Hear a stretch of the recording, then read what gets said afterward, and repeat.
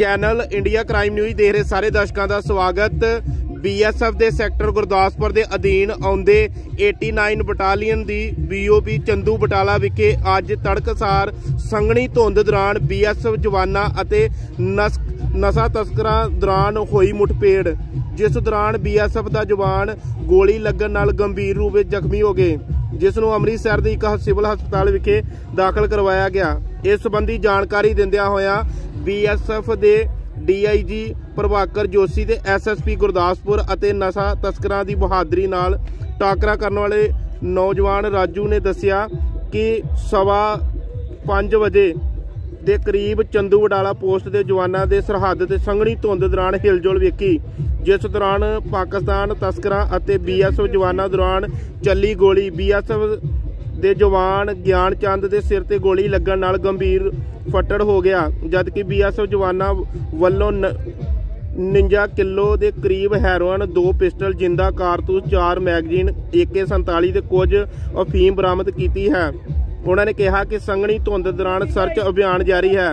ਇਸ ਖੇਪ ਨੂੰ ਲੈਣ ਲਈ ਪਹੁੰਚੇ ਭਾਰਤੀ ਤਸਕਰ ਜੋ ਫਰਾਰ ਹੋ ਗਏ, ਉਹਨਾਂ ਦੀ ਭਾਲ ਕੀਤੀ ਜਾ ਰਹੀ ਹੈ। ਉਹਨਾਂ ਨੂੰ ਜਲਦ ਪਕੜਿਆ ਜਾਵੇਗਾ ਅਤੇ ਪਾਕਿਸਤਾਨੀ ਅਧਿਕਾਰੀਆਂ ਨਾਲ ਵੀ ਗੱਲਬਾਤ ਕੀਤੀ ਜਾਵੇਗੀ। ਉਹਨਾਂ ਨਾਲ ਹੀ ਫਲੈਂਕ ਮੀਟਿੰਗ ਵੀ ਕੀਤੀ ਜਾਵੇਗੀ। ਦੇਖਦੇ ਰਹੋ ਚੈਨਲ ਇੰਡੀਆ ਕ੍ਰਾਈਮ ਨਿਊਜ਼। ਪੱਤਰਕਾਰ ਜਤਿੰਦਰ ਸੋਢੀ ਤੇ ਸੁਖਨਾਮ ਸਿੰਘ ਦੀ ਖਾਸ ਰਿਪੋਰਟ। ਮਿਲਦੇ ਹਾਂ ਅਗਲੀ ਖਬਰ ਦੇ ਨਾਲ। जी, कांस्टेबल राजू विश्वास।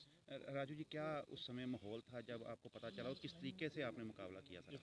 माहौल ऐसा था, हम लोग शुरू से घूम रहा था, धुंध बहुत था, तो जस्ट मेजर से एक बार मिला था, तो मेजर इस तरफ डायने तरफ चला गया, मैं बाएं तरफ चला गया देखने के लिए। तो अचानक मेरे को फायर का आवाज़ आया, तो मैं भागते हुए आया, तो फायरिंग चल रहा है, तो मैं दौड़ के जाके गया तो देखा मेजर लेटा हुआ है और चिल्ला रहा है, जो गोली लग गया, गोली लग गया। तो मैं जाके मेजर को पकड़ा और कवरिंग फायर दिया, तो इस हालत में फायरर भाग गया और पीछे के साइड से फायर करना शुरू कर दिया था। फिर हमने जब कवर दिया तो चला गया। कैसे महसूस करते हैं ऐसी घटना को जब आपने फायरिंग की और उनको भागना पड़ा पीछे? सर गोली तो सामने से देखो तब पता लगेगा सर। कोई बात नहीं।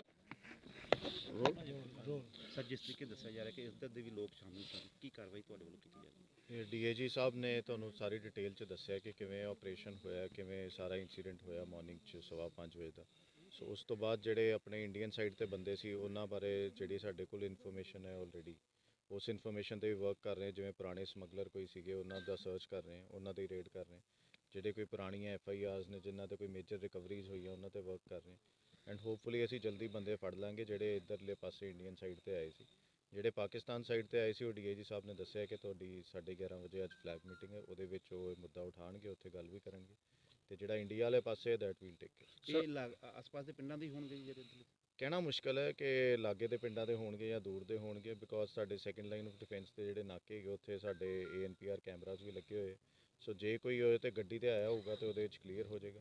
ਜੇ ਕੋਈ ਬਾਈ ਫੁੱਟ ਮੂਵਮੈਂਟ ਹੋਈ ਹੋਏਗੀ ਦੈਟ ਮੀਨਸ ਕਿ ਲਾਗਲੇ ਪਿੰਡਾਂ ਦਾ ਹੀ। ਸਰ, ਆਮ ਤੌਰ ਤੇ ਦੇਖਿਆ ਜਾਂਦਾ ਕਿ BSF ਐਸੀ ਖੇਪਸ ਪਕੜਦੀ ਰਹਿੰਦੀ ਹੈ, ਲੇਕਿਨ ਕਦੀ ਵੀ ਇਹ ਕੋਸ਼ਿਸ਼ ਨਹੀਂ ਹੋ ਪਾਉਂਦੀ ਕਿ ਜਦੋਂ ਸੈਕੰਡ ਡਿਫੈਂਸ ਲਾਈਨ ਦੀ ਗੱਲ ਆਉਂਦੀ ਆ ਤੇ ਇੱਧਰਲੇ ਕੋਰੀਅਰ ਜਿਹੜੇ ਆ ਸਲੀਪਰ ਸੈੱਲ ਉਹ ਨਹੀਂ ਰਿਕਵਰ ਹੋ ਪਾਉਂਦੇ। ਨਹੀਂ, ਕਾਫੀ ਕੇਸਿਸ ਹੈਗੇ ਜਿਨ੍ਹਾਂ ਵਿੱਚ ਰਿਕਵਰੀ ਹੋਈ ਵੀ ਹੈ ਤੇ ਬਾਅਦ 'ਚ ਬੰਦੇ ਵੀ ਫੜੇ ਗਏ। ਜਿਵੇਂ ਅਕਤੂਬਰ ਵਿੱਚ ਅਸੀਂ 8 ਕਿਲੋ ਰਿਕਵਰ ਕੀਤੀ ਸੀ, ਉਹਦੇ ਵਿੱਚ ਸਾਡੇ ਕੋਲ ਬੰਦੇ ਟਰੇਸ ਹੋ ਗਏ ਸੀ, 3 ਬੰਦੇ ਟਰੇਸ ਹੋ ਗਏ ਸੀ, ਉਹਨਾਂ ਤੇ FIR ਵੀ ਹੋਈ ਹੈ ਔਰ ਅਰੈਸਟ ਵੀ ਪੈ ਗਈ, ਉਹ ਚੱਲ ਵੀ ਗਏ ਨੇ ਜੇਲ੍ਹ 'ਚ। ਸੋ ਜਿਹੜੀ ਉਸ ਤੋਂ ਪਹਿਲਾਂ ਜਿਹੜੀ ਮੇਜਰ ਰਿਕਵਰੀ ਸੀ 22 ਕਿਲੋ ਦੀ, ਇੱਕ ਹੈਰੋਇਨ ਦੀ ਰਿਕਵਰੀ ਹੋਈ ਸੀ ਆਈ ਥਿੰਕ 2020 ਜਾਂ 2021 'ਚ, ਉਹਦੇ ਵਿੱਚ ਵੀ ਬੰਦੇ ਅਰੈਸਟ ਹੋਏ ਸੀ, ਉਹਦੇ ਵਿੱਚ ਵੀ ਬੰਦੇ ਜੇਲ੍ਹ 'ਚ ਗਏ ਨੇ, ਉਹਦਾ ਵੀ ਟਰਾਇਲ ਚੱਲ ਰਿਹਾ। ਸੋ ਇਹਦੇ ਵਿੱਚ ਵੀ ਵੀਲ ਵਰਕ ਔਨ ਇਟ, ਅਸੀਂ ਇਹਦੇ 'ਚ ਵੀ ਜਲਦੀ ਬੰਦੇ ਫੜਾਂਗੇ। Thank you sir. बता दीजिए कितने बजे का ये मामला? आज सुबह 5:15 बजे हमारा हेड कांस्टेबल ज्ञान सिंह यादव, जो यहाँ से तकरीबन सेम जहाँ पे अपन खड़े हैं यहाँ से कोई 25 मीटर दूर पे पेट्रोलिंग कर रहा था, और उसके दूसरी तरफ कांस्टेबल ये राजू विश्वास था जो तकरीबन 50 मीटर दूर था। इस हेड कांस्टेबल ज्ञान सिंह यादव ने फेंसिंग पर कोई मूवमेंट देखा, इसे लगा कि कुछ सामान को इंडिया के अंदर घुसाने की कोशिश की जा रही है, तो इसने तुरंत उनको चैलेंज करते हुए फायर करा। 15 राउंड इसने फायर करे अपने जो मैगजीन में थे, और जो ही इसने फायर करा पाकिस्तान की तरफ से भी, मतलब अक्रॉस द फेंस इसके ऊपर भी फायर आया, जिसमें से 2 गोली इसके हाथ में और एक इसके सिर में लगी। पर इसने लगातार फायरिंग को जारी रखा।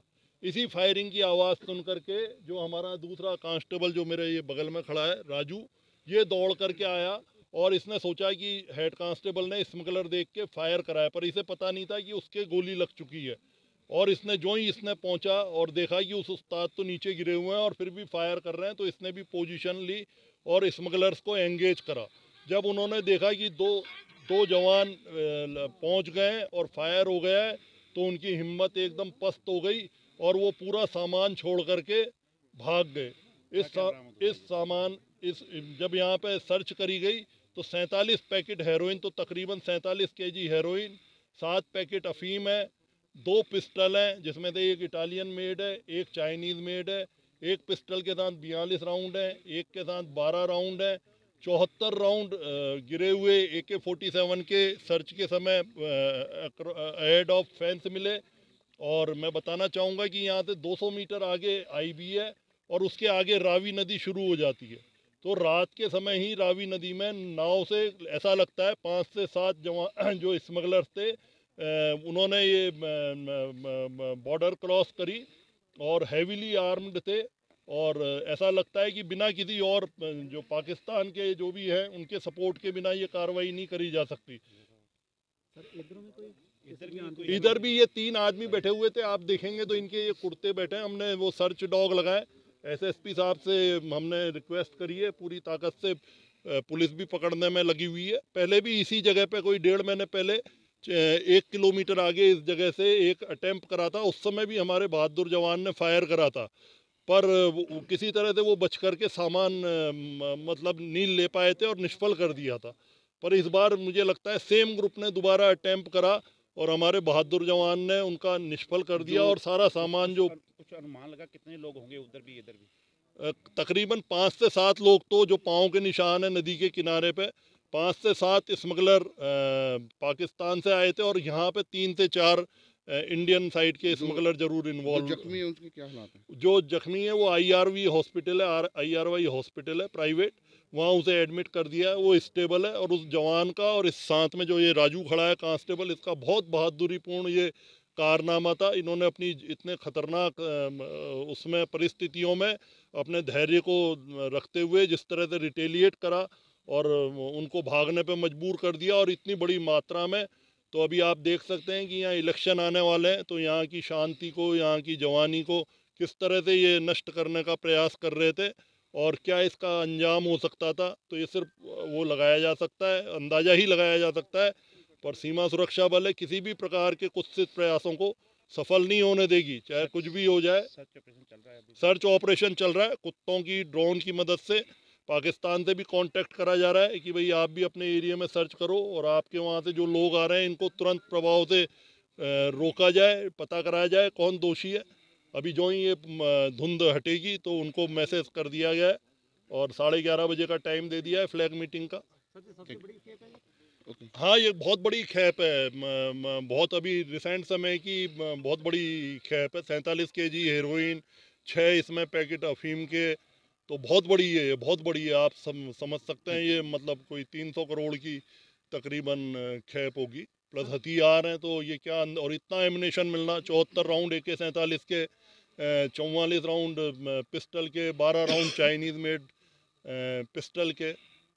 तो ये सब दर्शाता है कि बहुत ज़बरदस्त उनकी साजिश थी और काफ़ी समय से वो प्रयास कर रहे थे। पर ये धुंध का मौसम अभी शुरू हुआ, आज पहला ही दिन था जब इतनी धुंध पड़ी है, नहीं तो इतने दिनों से और मौसम ठीक चल रहा था। भारतीय जवानों ने जो फायरिंग की वो पाकिस्तान तस्करों को भी लगी गोली का? पाकिस्तानी तस्करों को ऐसा नहीं लगता वो बच गए, क्योंकि आप देख सकते हैं कि नीचे ज़मीन है, वो छुप मतलब नीचे क्रॉलिंग करते हुए थे। तो मुझे नहीं लगता शायद उनको लगी है, क्योंकि यदि लगी होती तो खून गिरा हुआ मिलता या वो कोई उनकी बॉडी मिलती। India crime news,